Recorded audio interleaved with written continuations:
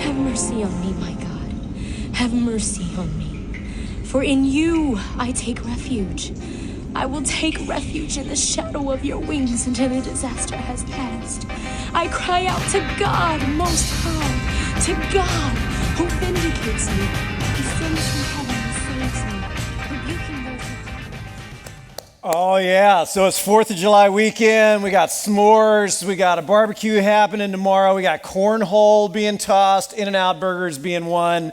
So it's a great day, and we're in this series that I really enjoyed, Songs of the Summer, the stories and songs of the Psalms. And the Psalms are this collection of 150 prayers and songs and poems that became, over the years, the worship book, and really over time, the prayer book for God's people for hundreds, actually for thousands of years. In fact, these songs, these poems became like the soundtrack for their day-to-day lives.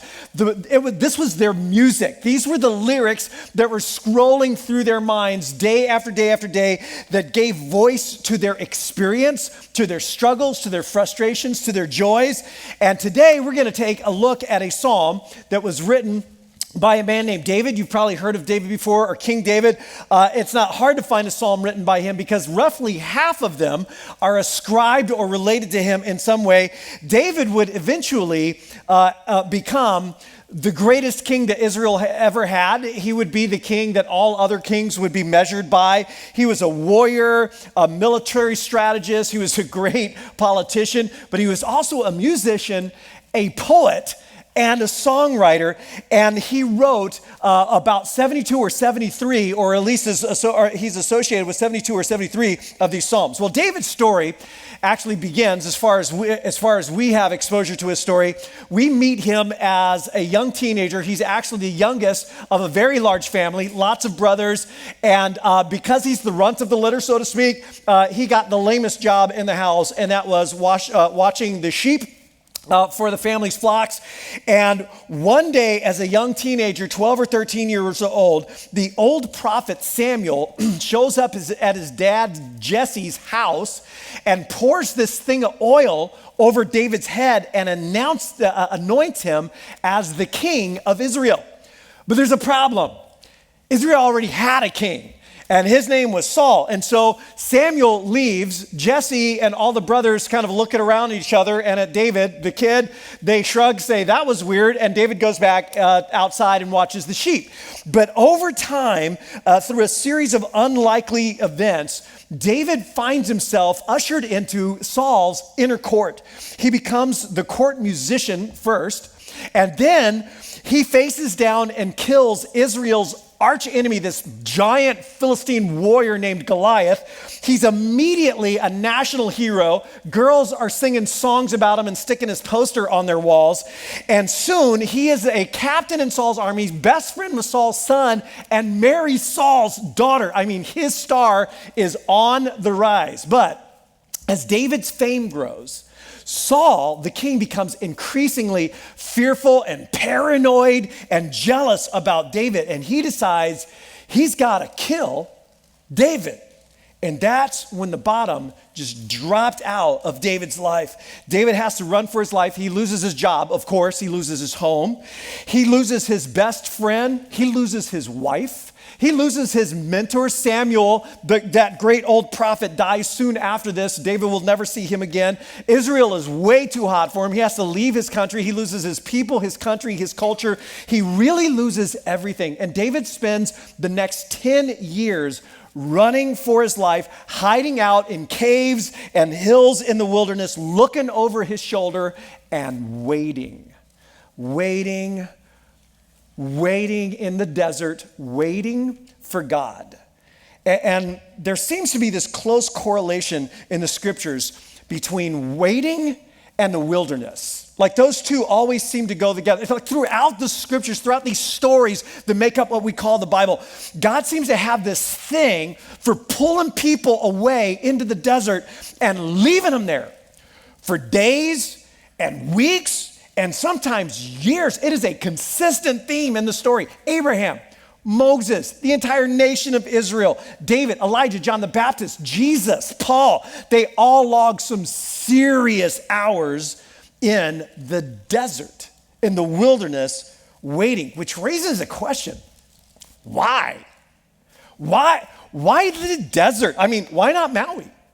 Why not the Bahamas? I mean, why not something nice? Like, is this just a geographical coincidence? What is it about the desert that seems so critical to like spiritual formation, that is so attractive to God? And I think the answer is that the desert is where, man, like all your props, all of your supports, all of your illusions, all of our distractions, our crutches, the scaffolding of our lives just kind of get stripped away. And in the desert, it's just like you and God and nothing.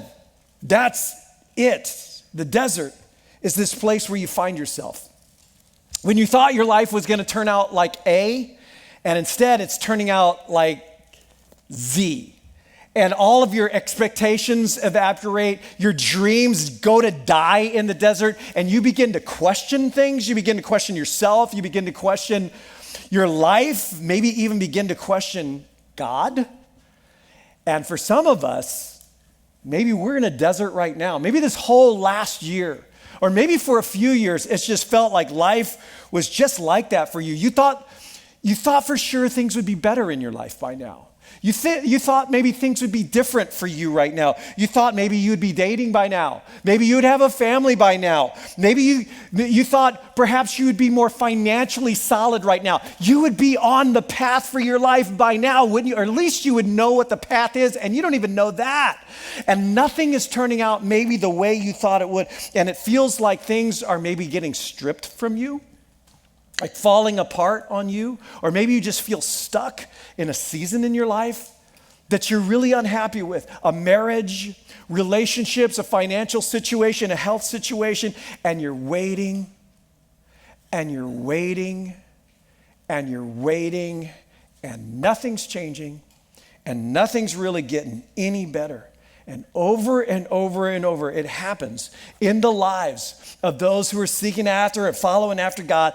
Everybody is going to log some time in a desert, no matter who you are or what you think you got going for you. But the good news is this: God actually does some of his best work in the desert. And he is not in a hurry. In fact, you may already know this, but if you don't, this is a good thing to figure out. God is actually way more concerned with my character than my comfort. He's concerned about my comfort, but he's way more concerned with my character. And there are certain things like character that cannot be microwaved. And this is what happens to David. In the desert, he finds himself, and he's going to be there a while. We're picking up the story in 1 Samuel chapter 23. It says, and David went up from there and lived in the strongholds of En-Gedi. Now, En-Gedi was like this vast desolation wilderness just above the Dead Sea. This is actually an aerial photo of it right now, filled with crags and crevices and caves. And David and a very small army of men that were very loyal to him go here to disappear. And then one day, the most amazing thing happens. Saul finds out that David is actually in this region, and he goes looking for him. 1 Samuel 24 says Saul was told that David is in the desert of En-Gedi. And so Saul took, get this, 3,000 men. That's a big army. 3,000 young men from all over Israel, and they set out to look for David and his men near the crags of the wild goats. Which sounds like something out of Princess Bride, doesn't it? The crags of the wild goats. So David and his men find out that Saul's army is passing through, and they just disappear. They just scatter into caves and cliffs and such to hide out, to wait it out, to wait for Saul and an army of 3,000 men to pass by. But the army doesn't pass by. It actually stops. The whole thing stops. And suddenly, a shadowy figure appears in the mouth of the cave that David himself is hiding in. And it's Saul. It's King Saul standing in the mouth of that cave, and he's alone. Why is he here? Why is he alone?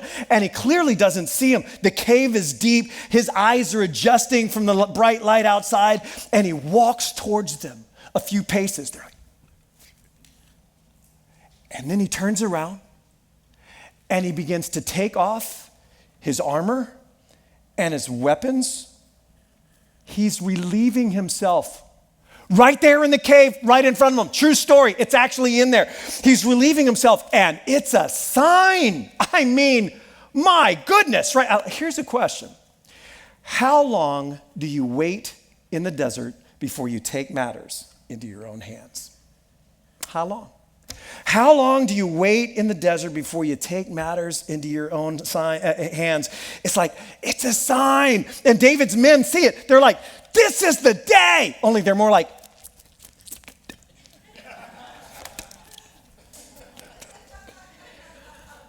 they're like, David, are you kidding me? This is it. Think about it. God has anointed you as king. We all know that. Saul has been very bad. And you have been the righteous victim, and he is pursuing you. He's trying to kill you. It's practically self-defense. I mean, when you think about it, and then think about the circumstances. I mean, my goodness, what are the odds that out of all of the caves in that vast wilderness, Saul would stop in front of the cave that you are hiding in and then come in and take off his armor and turn his back to you? David, we don't believe in coincidences. You probably say stuff like that or hear people say things like that. You know, we don't believe in coincidences, David. This is a God thing. And in a way, they're kind of right when you think about it. I mean, circumstances do seem to point to this being some kind of God thing. And that is part of the problem with letting circumstances be our primary indication of God's will, of what God really wants, because the available thing and the obvious thing and the easy thing and the green lighted thing is very often not the best thing or the wisest thing or the God thing.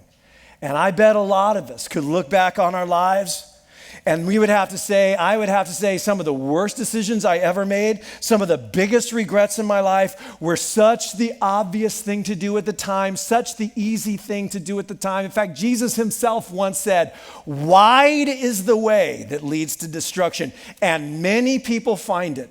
But the way that leads to life, it's narrow, and it usually goes unnoticed. David, this is the day. It's so obvious. But David has more than just circumstances to go on in that cave that day. He's got character and he's got convictions that are forged in the desert. So David creeps forward. You can picture him, knife in his mouth, on his elbows, creeps forward so quietly up to Saul. And I suggest to you that he wasn't creeping up there to cut Saul's robe. He was creeping up there to cut Saul's neck, but he can't do it. He gets up to the robe and he decides just to cut the corner of the robe. And even then he's conscience stricken for having cut a piece of Saul's robe off. And later he would say to his men, the Lord forbid that I should do such a thing to my master. The Lord's anointed, or lay my hand on him. He's anointed of the Lord. And so Saul leaves the cave and goes on his way. Now, you got to read what happens next on your own. David follows Saul out of the cave. It's a great scene. You got to read that on your own. But this whole thing is just amazing. Amazing to me. Given what David has been through, and like how young he is and how much he's lost and all that he's been promised and the way that he's been treated, and then given the circumstances and the counsel of everybody who's around him, all of the people that he trusts, and all the emotion that's attached to all of this, it is amazing to me that David somehow has the strength of character and perspective in that moment to say, no, wait just a minute. There are things at play here that are bigger than just the circumstances. He's the Lord's anointed. God put him in place. He might be bad at it, but God put him there, and you don't displace or replace what God put in place. Removing Saul is God's job. It is not mine, and I will not take matters into my own hands. It's like, wow. And he's in his maybe early 20s at this point. Like, how? Where did he get that kind of character, that kind of perspective? Where did that come from for him? And I think part of the answer is found in a psalm that he wrote while he was hiding in that cave. The song that I think very likely was playing in his head the days before Saul showed up in his cave. About 13 or 14 of the Psalms actually come with a little title that tell us some of the circumstances, maybe the when, the where, the why they were written. And one of those Psalms is Psalm 57 that has this description, this heading in it, to the choir master, according to Do Not Destroy, which is apparently a very popular tune because a number of the Psalms were written to that tune. A mitkam, nobody knows what that means, of David, when he fled from Saul in the cave. And here's how it begins, and I would love it if we all read the opening of this out loud together. Will you say this with me? Have mercy on me, O God. Have mercy on me. For in you my soul takes refuge. In the shadow of your wings I will take refuge till the storms of destruction pass by. And this psalm begins like so many of David's psalms, crying out for help. Just cry, like, have mercy. Oh man, like he's saying, like, look at me, God. See me. Care about me and what I'm going through. Because in the desert, we all begin to wonder, does God see? Does he care? Does he feel that for us? And David has some of those same nagging questions that you've had, that I've had before. And in fact, his songs are just riddled with those kinds of questions. But here's the kicker.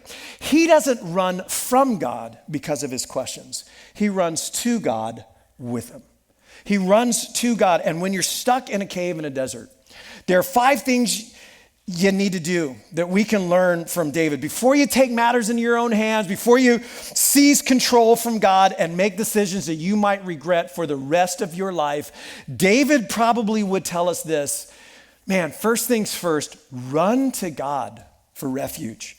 Run to God for refuge. Have mercy on me, he's saying, because you are like the only thing that my life is depending on. My soul in you, my soul, my life, my nefesh, my life breath. In you, my life takes refuge. In other words, yeah, I'm in a cave and I'm hiding out in the wilderness of En-Gedi, but En-Gedi can't protect me.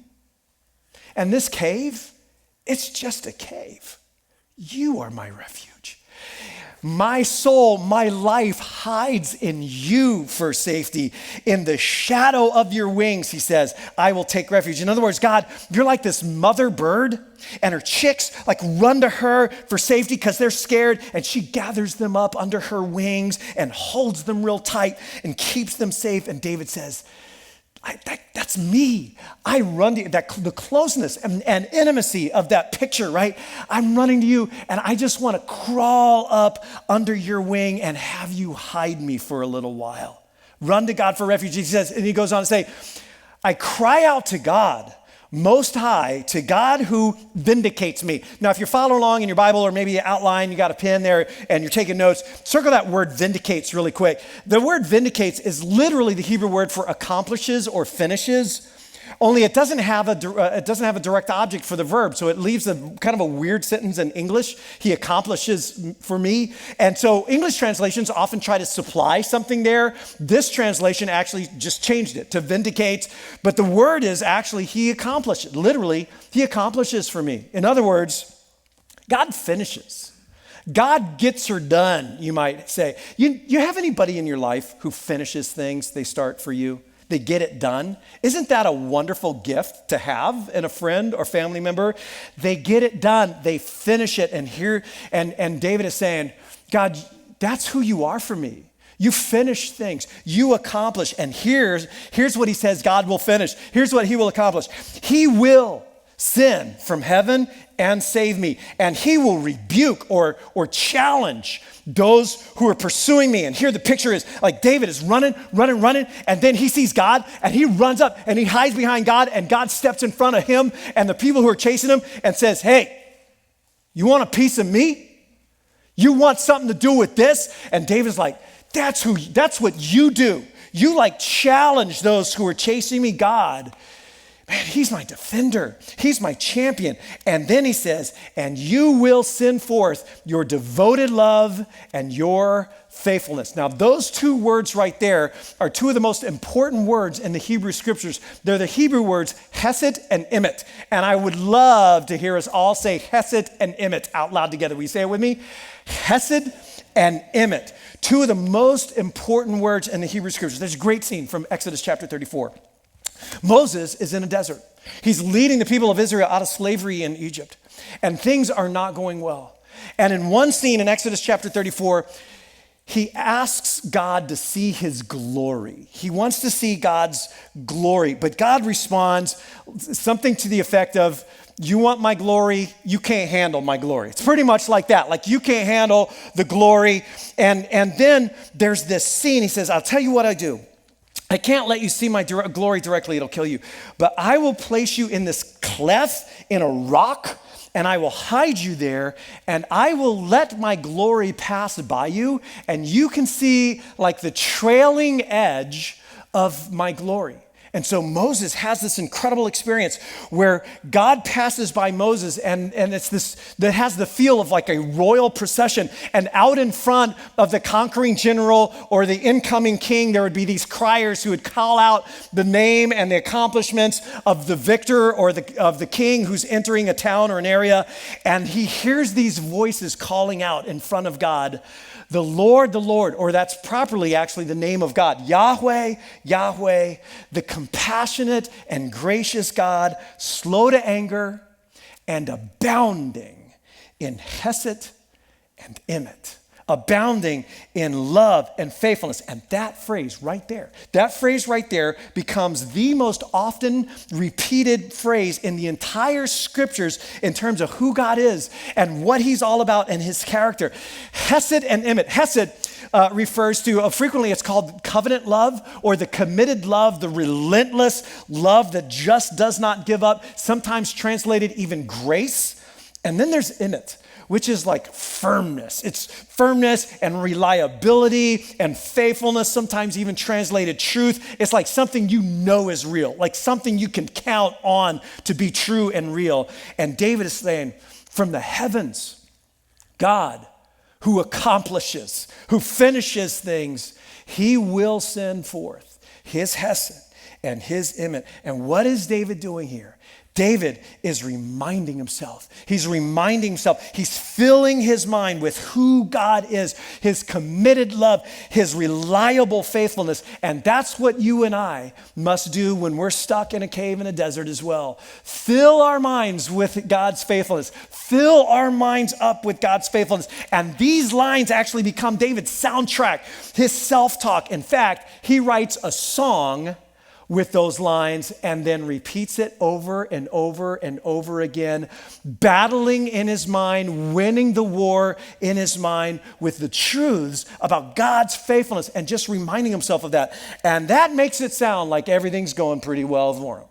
Like this must be a good day in the desert, but that's actually not the case. That would be misleading because at this point in the poem, the tone changes. And here's what he says next.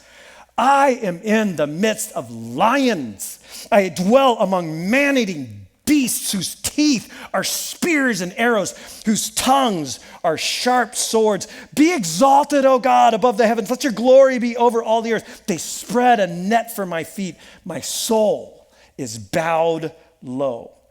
Now, scholars tell us that there are actually a number of different kinds of psalms. If you've been reading along in the Psalms with us during the series, you probably have noticed that for yourself. Some of these psalms are called psalms of thanksgiving, and then there are psalms that are called royal psalms because they're psalms about the king. There are teaching psalms, sometimes known as wisdom psalms. There's psalms of praise. We read one of those earlier together.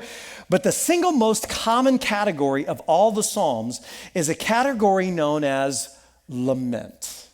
lament. Psalms of lament. In other words, the most frequently repeated thing in all of these songs and prayers is somebody just pouring out their complaint and their struggle and their disillusionment and their frustration and their disappointment to God and just being real with it, just letting it all hang out. And apparently, God is not put off by this. In fact, he actually seems to invite it, to encourage it. And this is what David so often did. His Psalms are just filled with this kind of expression. And when you're stuck in a cave in a desert, David would say, man, you need to be real about that. You need to be real. I need to be real about the facts and the feels, like all the feels, as they say. I need to be real about all of the facts and the feels. And so David just talks honestly to God about his situation and what he's feeling about it. I'm in the midst of lions here. Their teeth are arrows and spears. Their tongues are like swords. Their words are like cutting me to pieces. They're tearing down my reputation. They're destroying my honor. They're turning others against me. There are people that I fought side by side with who are now trying to kill me. And you can just feel his betrayal in so many of these songs. And they've spread a net for me. And they dug a pit for me. They're trying to deceive me. They're trying to trap me. My soul is bowed down. It's like my very life force, my inner self is just so defeated and tired and broken and beat up. Now, we don't always have the courage or maybe just the self-awareness to bring stuff like that to God, I think. And so as a result, I think a lot of times we just bury it. We bury it down deep. We say prayers that are nice and proper and TC, theologically correct, but not very real. And then as a result, it's like we kind of start to draw lines between the parts of our lives that we bring to God and the parts of our lives that don't really relate to God. But if the Psalms are anything, they are real. And if they are teaching us how to pray, they are teaching us to be real when we talk with God. When you're stuck in a cave in a desert, David would say, man, be real about that. Be real about what you're going through and what's happening and how you're feeling about it. But then the other side of that is what we so often see in the Psalms. The next thing he does is speak strong, solid truths to himself. That is the very next thing that happens in this psalm. It's amazing. Here's what he says next. My heart is steadfast, oh God. Then he repeats the same line again, like he's trying to convince himself. My heart is steadfast. Now, the Hebrew word for heart is the word lave, which refers to our whole inner experience. We talked about this in our past series, Winning the War in Our Minds, that our lave is actually, it's our minds. It's the emotional center of our lives. It's our thoughts. It's our will, the choices that we make. And he's saying, my heart, my mind, it is confident. It is firm, it is unmoving, it is steadfast, and it's like he's steeling himself spiritually and mentally and emotionally. My heart is steadfast, to which we would honestly probably go, well, wait a minute. I thought just a second ago his soul was all bent over in defeat and he was feeling depressed. And so David, which one is it? Is your soul bent over or is your heart steadfast? And I think here's one of the areas where the Psalms just have so much to teach us about worship and prayer and winning the war in our minds and relating to God. Because so often in the Psalms, you'll see these two realities. Side by side, there's lament. I mean, life stinks and everything's wrong. And I'm in a desert and my enemies are after me and they're hounding me and they're destroying my life and I feel so defeated. And God is a God of committed love and faithfulness, and my heart is steadfast, and I am going to proclaim the truths about God all over the world so that his fame will be renowned. And these two realities, they're like side by side throughout the Psalms again and again. And we ask, well, which one is it? And the answer is, well, it's both. It's both. But we wonder, how could it be that someone who truly feels all of that lament could honestly say all of this other confident, courageous stuff? And I think it has to do with this choice that David makes the choice that we can make to speak strong, solid truths to ourselves. I don't deny the facts and the feels. They are true. They are real. That's part of my story right now. But I'm choosing a frame. I'm choosing to frame the facts and the feels in a different way. I do not interpret the goodness of God through the frame of my circumstances. No. I interpret my circumstances through the frame of the goodness of God. And so he says to himself, I love this, awake my glory, which is a weird line. Exactly what is my glory? And do I really want to wake it up? Maybe it's tired. Maybe I should let my glory sleep. What does that even mean? Well, the word glory is the Hebrew word kavod. And when you say kavod, you have to say it like it's a heavy word because that's literally what the word means. Say kavod with me. 1, 2, 3. Kavod. Kavod. And this word glory, like when it refers to God, God's kavod refers to his weight, his honor, his esteem, his renown in the world.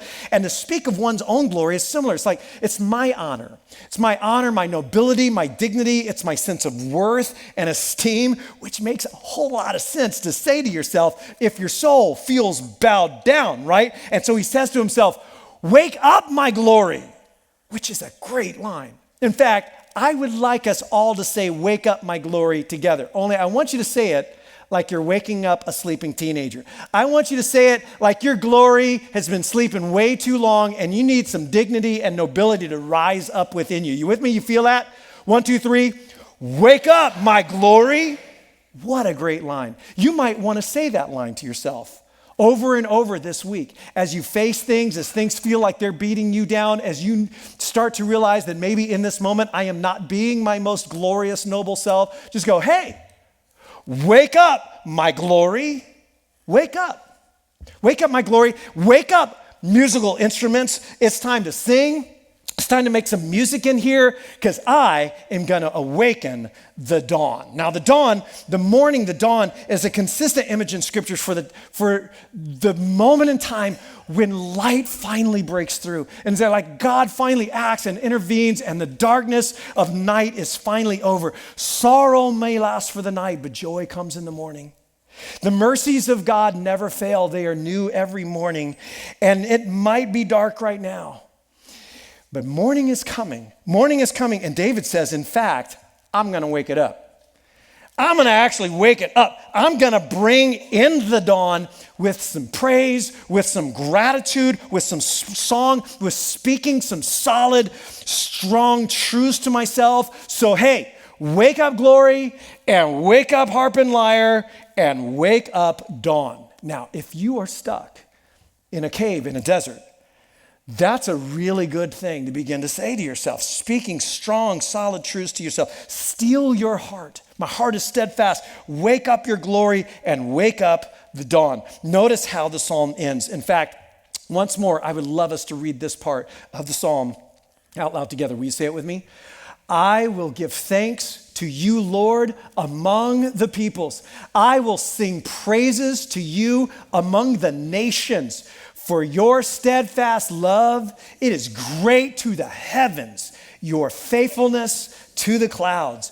Be exalted, O God, above the heavens. Let your glory be over all the earth. And as David closes this psalm out, what he's doing here is he's shaping his own desires, his own wants, which brings us to our fifth thing. When you're stuck in a cave in a desert, desire the biggest, best, most important things. When you're stuck in a cave in a desert, desire what is most important in that moment. Because here's why this is so important. What we want most sets the course for the character of our lives. What we want most sets the course and the character of our lives. Desire is one of the most important forces in our lives. That what we want, what we really want in a situation where we paint the bullseye, and whatever you're going through will determine the choices and the decisions that you'll make to get out of that. And for most guys, I think most guys would have been content just to get out of the cave alive. I mean, that's all I want. Just get me out of this cave and get me out of the desert and let my enemies leave me alone. And really, God, that's just all I'm asking. Maybe get my life back, get my friend back, get my wife back maybe. But that's all I'm asking. I just want out of this. And if that's all that David had desired, if all that David really wanted is to get out, then in that moment, as Saul is before him vulnerable, he might not have risen above his circumstances. And his entire story and his character would have been different from that point forward. He might have done the easy thing. He might have done the obvious thing, but he has set his affection, he has set his want, he has set his desire on something so much greater than just getting out of the cave. In fact, it comes twice in this psalm. There is a refrain that repeats itself, once in the middle of the psalm and once at the very end of the psalm. And it goes like this: be exalted, God. Be exalted above the heavens and let your glory, let your kavod, let your honor, your renown, your reputation in the world, let that spread through every nation. In other words, he's saying, God, I want to get out of this cave, but what I want even more is for you to be famous, and for you to be famous for your hesed and your emet. I want you to be highly esteemed. And so he says, I will give thanks to you publicly. I want nations to know. I want people around who have no idea who God is, no earthly idea what it means to follow you. I want them to hear about your love and your faithfulness, your hesed and your emet, your committed love. It is great to the heavens. Your faithfulness, it is to the clouds, and I want everybody to know that. I want everybody to see that. God, that's what I really want while I'm stuck in a cave in a desert. So when you feel stuck in a cave in a desert, a really great question to ask yourself perhaps is just this: what do you want? What do you want? What do you really want? Where are you painting the bullseye right now? Because what you want while you're in the desert will determine the choices you will make to try to get out of it. What's the desire that just might be establishing the course of your life in the near future? Be careful what you want for. Be careful what you want for, because it will establish the course and the character of your life. I just want to get out of the cave. All right, that's all I want. I just want out of the cave. I just want out of these circumstances. I don't really much care how. That's something to want. I just want to be happy. Is that so bad? I just want to be happy. I want to be comfortable again. I just want to be loved. What's so bad about just wanting to be loved? Nothing, by the way. None of those are bad desires. And I bet David certainly wanted all of those things and probably more, but there's something he wanted even more than any of that. It's so much bigger and so much greater than those lesser desires. He wanted to make God famous. That's what he wanted. He wanted to make God famous, and he wanted to make God famous for love. And so what might you do differently while you're in a very difficult situation that you might find yourself? If that's what you really wanted to, if that's what you really, really wanted, how might that shape the course and the character of your life? Everybody's going to log some time in the desert, and you might be there now. And there are easy paths, and there are obvious choices, and there are ways to escape. But before you do that, before you just escape and before you take matters into your own hands, run to God for refuge. Run to him like a small little bird hiding under its mother's wings for that safety, that closeness, that refuge. Run to God. Remind yourself who he is. Fill up your mind with his faithfulness, even if you don't feel it to be true in the moment. Fill up your mind with his committed love, his faithfulness. Be real about the facts and the feels, about the situation and how it feels to you right now. Don't stuff that or hide that, but at the same time, speak some strong, solid truths to yourself and wake up your glory. And then desire the biggest and the best and the greater things, because what you want while you're in the desert will determine the choices you will make while you are there. Now, I thought I would close today, maybe in a slightly different way. I thought maybe we would close by reading this entire psalm, beginning to end, one more time, just out loud. And maybe you feel like you're in a bit of a desert, or maybe you have been in a desert. I guarantee you will be, because it's coming around for all of us at various points in our lives. There will be enemies. There will be opposition, and maybe those are people, or maybe those are circumstances, or maybe it's spiritual, but this is a part of life for all of us. And so I want us to pray this prayer as we close, and to pray it together, and to do so somewhat thoughtfully and slowly, praying it over ourselves, just as I think David had again and again and again. So let's do that together. Have mercy on me, O God. Have mercy on me, for in you my soul takes refuge. In the shadow of your wings I will take refuge till the storms of destruction pass by. I cry out to God Most High, to God who vindicates me. He will send from heaven and save me, rebuking those who pursue me. God will send out his devoted love and his faithfulness.